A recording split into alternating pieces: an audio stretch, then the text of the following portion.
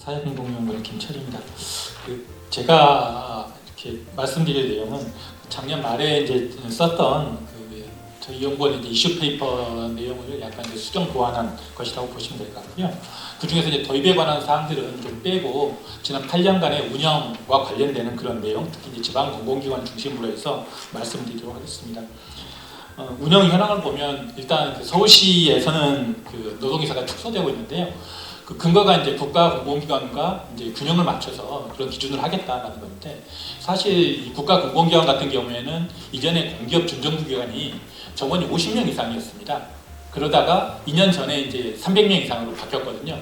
그러니까 만약에 그 전 기준으로 했다 그러면 50명으로 다 하겠다라는 그런 말인데, 그러면 100명에서 오히려 50명으로 낮춰야 되는 그런 문제인데, 단지 그렇게 이제 시행령이 바뀌었다 그래가지고 거기에 맞추는 것들이 좀 타당하지 않다. 그리고 이 지방 공공기관의 특수성, 그리고 이제 이런 특성에 맞춰가지고 바꾸는 게 좀 맞을 텐데, 오히려 서울시는 이렇게 축소하고 있는 것들이 좀 문제가 있지 않겠나, 이런 이야기를 들 수 있을 것 같고요.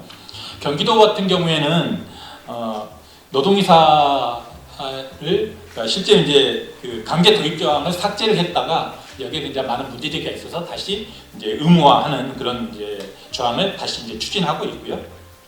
광주시뿐만 아니라 이제 전남에서도 50명 이상으로 바꾸는 조례 개정을 한 바가 있습니다.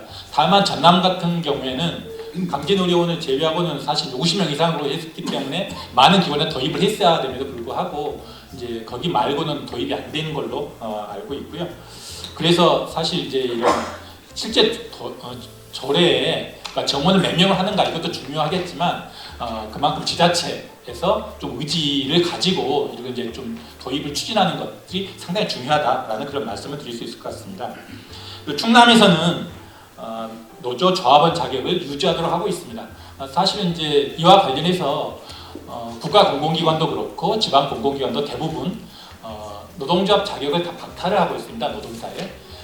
근데 이게 이제 법적으로 그렇게 된 것은 아니고 대법원에서 이제 법원 판례로서 이건 이제 좀 해석상 좀 이제 금지돼야 된다 이렇게 이제 하고 있는 것이어서 사실상 충남도가 이제 이것을 좀 깬 것이라고 볼 수 있겠고요.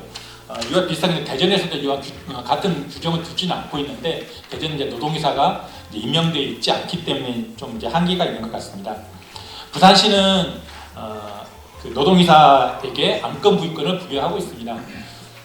보통 안건 부의권은 이 사회이사들한테도 다 부여되어 있는 걸로, 그러니까 상법상 보면 다 부여되어 있는 걸로 나타나고 있는데, 우리나라에서 이 지방 공공기관의 경우에는 그러니까 이런 법 규정상 그러니까 안건 부의권이 좀 부여되지 않는 걸로 되어 있습니다. 그래서 노동이사뿐만 아니라 다른 비상임이사들도 다 안건 부의권이 없거든요. 그래서 만약에 이제 이런 노동이사에게도 안건 부의권을 부여한다 그러면 다른 비상임이사한테도 이렇게 부여하는 그런 방안을 좀 추진해야 되지 않을까라는 그런 생각이 들고요.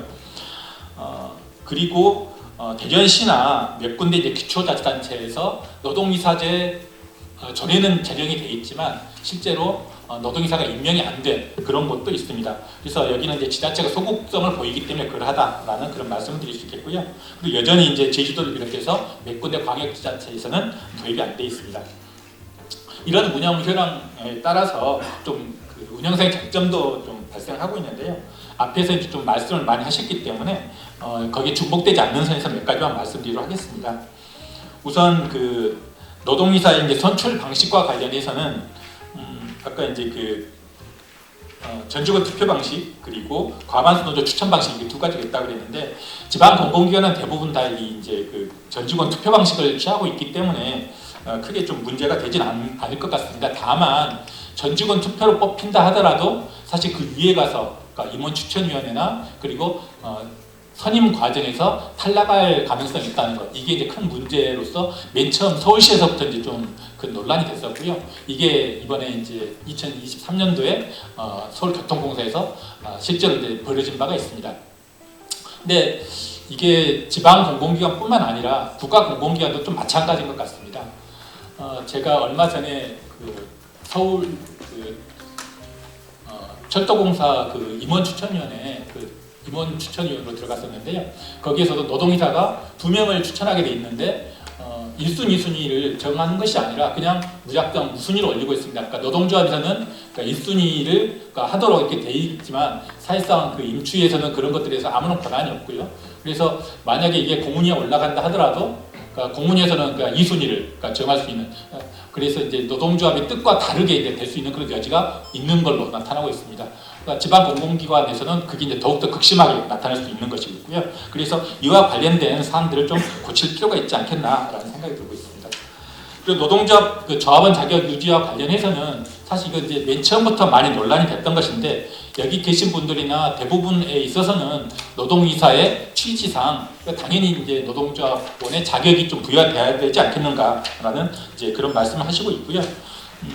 이와 관련해서는 그 뒤에 나와 있는 그 박정현 의원이 대표 발의한 그 지방공기업법 개정안 그리고 그 지방자치단체 출자 출원기관 운영에 관한 법률 이 개정안 이 양자에 있어서도 다 그 노동이사에게 그 조합원 자격을 유지할 수 있도록 하고 있습니다. 그와 관련해서 76페이지에 보시면 이 상위법 근거의 부재 및 그 법적 근거의 필요성과 관련해서 좀 정리를 한 게 있는데요. 사실 이제 노동이사제가 그 제도적으로 이제 보장되기 위해서는 이 상위법을 개정을 통해서 노동이사제의 어떤 도입 강화를 규정하는 게 필요하고 그리고 이 지방 공공기관이 좀 제자리에 설 수 있도록 하는 그런 방안들이 모색될 필요가 있을 것 같습니다.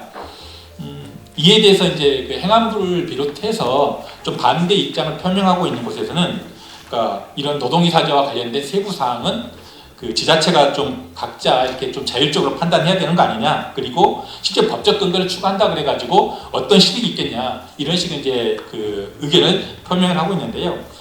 잘 아시겠지만 그러니까 실제 이제 그 법적 근거가 부재해서 발생하는 여러 가지 문제들이 발생을 하고 있습니다. 부산시에서도 부산교통공사와 관련해서 거기에서도 계속 이제 그 이사 이제 임명을 미루다가 이제 좀 임명한 그런 경우도 있었고, 그다음에 방금 이제 그 서울시에서 좀 나타난 그런 문제도 있었고요. 그러니까 여러 가지 이제 논란과 폐해가 있다는 것을 좀 무시한 좀 그런 입장이 아닌가라는 생각이 들고요. 구체적으로 그 여기 130페이지에 보시면 지방공기업법 관련해서 박정현 의원이 그 제출했던 그런 안을 소개한 그런 이제 그 설명한 그런 개정 사유가 있습니다. 그래서 그 우선 그 노동이사제 법적 근거를 마련하는 것이 있고요. 그리고 노동이사의 구성 및 운영을 법제화하는 그리고 노동이사의 그 노동조합원 자격 박탈을 해소하는 이 세 가지가 이제 그 노동이사제 활성화 법제화 관련해서 들어가 있습니다. 그리고 155페이지에 보면 여기 이제 그 출자 출원기관에서 오신 그 노동이사분들 좀 있을 것 같은데요. 여기에 보면 그 출자 출원기관에서 노동이사제를 어떻게 도입할 것인가와 관련된 그런 안이 들어가 있습니다. 다만 이 출자 출원법에 따르면 여기는 이제 이사회 규정 자체가 없습니다. 그렇기 때문에 이사회 규정 자체가 없는데 노동이사만 규정하기가 좀 애매모호해서 그래서 박정현 의원의 이제 그 개정안에는 그 노동이사 법제화뿐만 아니라 이사회를 어떻게 구성할 것인가 그리고 나머지 이제 다른 비상임사들도 어떻게 할 것인가 여기에 대한 내용도 포함되어 있다라고 보시면 될 것 같습니다. 그리고 이제 그 노동이사의 권한과 책임에 대한 그런 쟁점인데요. 이에 대해서는 다른 비상임이사와 동일한 그런 이제 그 권한과 책임을 부여할 것이냐 아니면 그 노동이사의 어떤 특성을 고려해서 조금 더 폭넓은 그런 권한을 부여할 것이냐 이 양자 문제가 좀 있을 수 있는데요. 이와 관련해서는 약간 이제 뭐랄까요 그 중앙도 그렇고 지방도 그렇고 약간 이제 노동이사의 권한을 축소하는 방향으로 많이 논의가 됐던 것 같습니다. 무슨 말이냐면 여기 81페이지에 이제 좀 제가 썼는데요.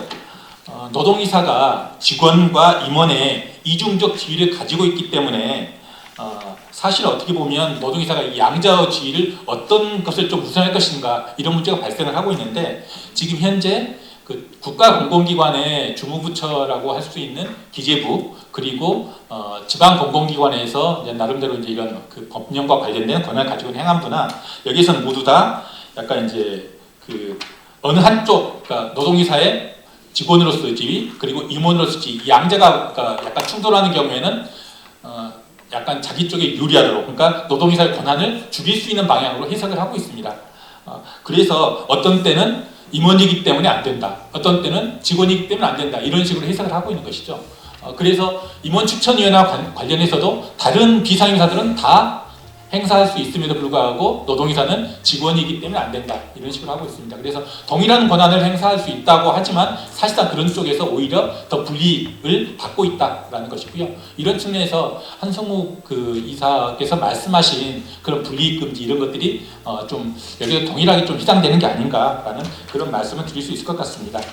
그리고 앞에서 말씀드린 것처럼 그 이사회의 안건 부의권과 관련해서도 이런 당연한 권한이 지금 현재 지방 공공기관 이사들한테는 다 부여가 되어 있지 않습니다. 그래서 기관장뿐만 아니라 이사들한테도 좀 이런 것들, 그러니까 노동이사뿐만 아니라 그러니까 다른 비상임 이사들한테도 좀 이런 게 부여돼야 되지 않겠느냐.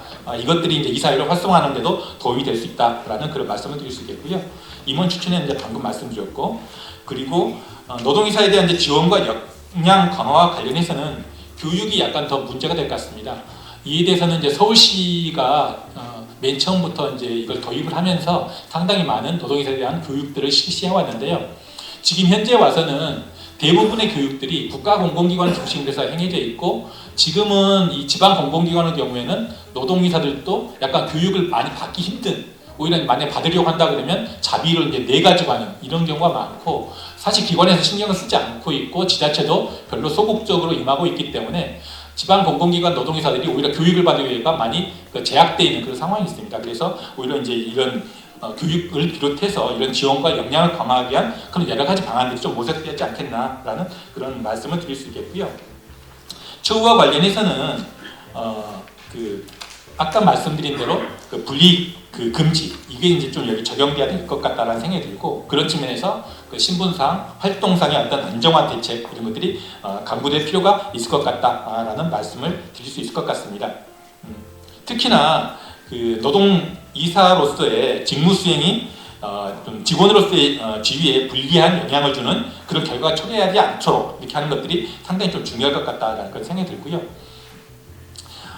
마지막으로는 노동조합과 노동이사의 관계가 좀 문제가 될 것 같습니다. 대부분의 이제 노동이사들은 노동조합과의 어떤 관계가 좋다라고 이제 이야기를 하고 있는데, 노동조합에서도 과연 그렇게 생각할지는 좀 의문입니다. 그래서 노동조합에서도 한번 이와 관련된 그런 설문을 좀 함께 해봤으면 좋겠다라는 생각이고요. 실제로 여기에는 노동이사분들 많이 와 있는데, 노동조합 쪽에서 이제 좀 이런 경영 참여 내지 좀 이사회의 어떤 경제와 관련해서 좀 노동조합에서 좀 관심을 많이 보여야 할 텐데, 좀 여기에 대한 좀 관심이나 참여는 좀 부족한 게 아닌가라는 그런 생각이 들고요. 그런 측면에서 노동이사와 노동조합 사이에 좀 유기적인 관계 설정 그리고 합리적인 역할 분담 이런 게 좀 필요할 수 있다라는 생각이 드는데, 그런 말씀을 드리는 이유가 뭐냐면, 실제로 한 10명에서 15명 정도 되는 그런 이제 이사회 성원들 가운데 노동이사는 딱 1명 내지 2명 뿐이거든요.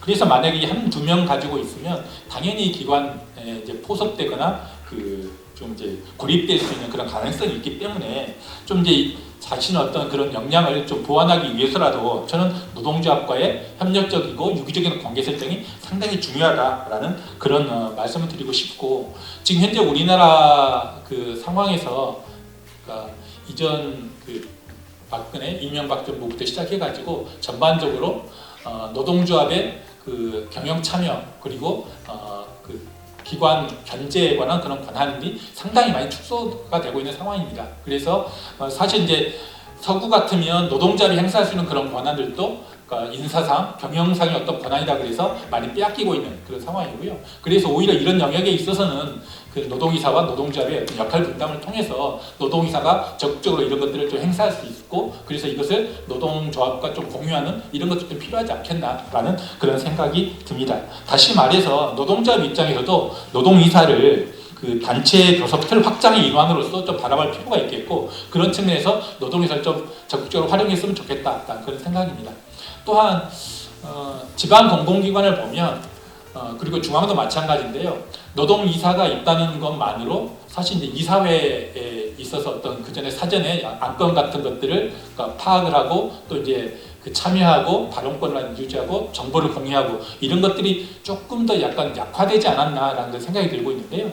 그래서 노동이사와는 좀 별개로 그러니까 노동조합의 그 어떤 그 이사회에 대한 관여 이런 것들도 꾸준히 넓힐 수 있도록 그리고 그런 차원에서 노동이사가 배치될 수 있도록 하는 이런 것들의 어떤 그 전술이 좀 필요하지 않겠나라는 그런 생각입니다.